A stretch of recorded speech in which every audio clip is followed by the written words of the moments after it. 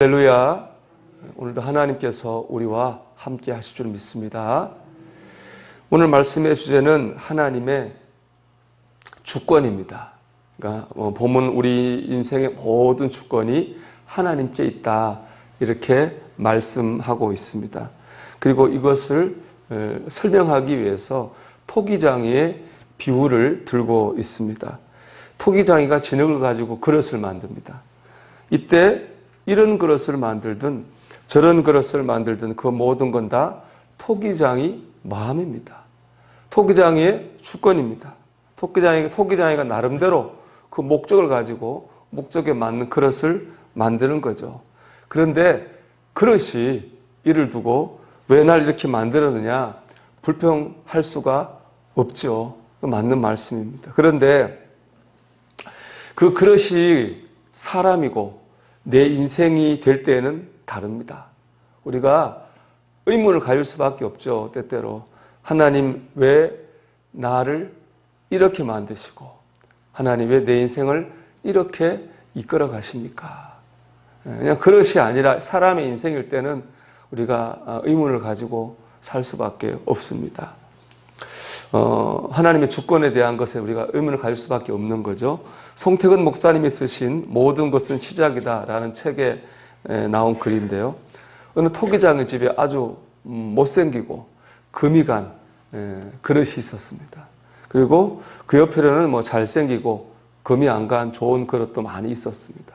그런데 이상하게도 이 토기장에는 물을 들어갈 때는 항상 이 못생기고 금이 간 그릇을 가져가는 거예요. 옆에 있는 그릇이 다 그 못생기고 금이 간 그릇을 질투했습니다. 또 정작 못생기고 금 간 그릇 자신도 이해가 안 됐어요. 왜 주인은 저렇게 좋은 그릇을 두고 나같이 금 간 그릇을 가지고 물을 떨어갈까 이해가 되지 않았습니다. 하루는 주인에게 물었죠. 주인님, 여기 예쁜 토기들이 이렇게 많은데 왜 하필이면 나처럼 투박하고 금이 간 그릇을 가지고 물을 떨어가세요? 물었습니다. 그러자 주인이 그릇에게 너 뒤를 한번 돌아봐라. 꽃이 예쁘게 피지 않았느냐? 봤더니 꽃이 정말로 예쁘게 폈어요. 하는 말이 그동안 물을 뜨고 갈 때 그 금간대로 물이 떨어졌던 거예요. 그래서 그 물이 바닥에 떨어졌기 때문에 그 꽃씨가 싹이 나고 아름답게 꽃을 피우게 되었다는 것입니다. 만약에 금이 가 있지 않았다면 그거 안 됐겠죠. 꽃을 못 피웠겠죠. 그제서야 이 못나고 금간 토기는 주인의 깊은 뜻을 알게 되었습니다. 그렇습니다. 만약에 그 토기가 금가지 않았다면 물이 새지도 않았을 것이고 꽃을 피울 수도 없었을 것입니다. 우리는 때로 우리 자신에게 실망할 때가 있습니다. 왜 난 이렇게 못났을까? 내 인생은 왜 여기저기 약한 금투성의 인생일까? 우리 자신 스스로 이렇게 생각이 될 때가 있습니다.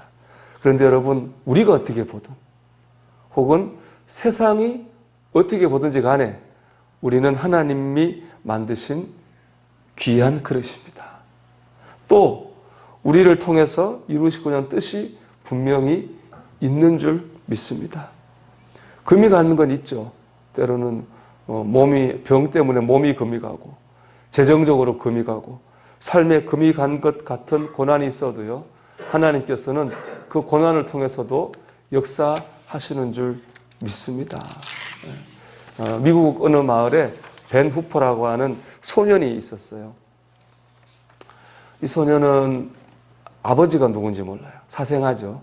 그래서 동네 어른들은 자녀들에게 저 벤 후퍼는 아버지도 모르는 사생하니까 쟤하고는 놀지 말라고 그랬습니다. 당연히 그 벤 후퍼는 외톨이가 됐겠죠.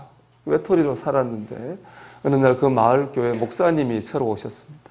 목사님이 설교를 잘 하신다는 소문이 퍼졌는데 벤 후퍼도 궁금한 마음에 교회를 갔습니다. 그랬더니 참 목사님 설교에 너무 많이 감동을 받습니다. 그래서 그 다음부터 주일 되면 교회를 가는데 하지만 축도를 할 때 빠져나옵니다.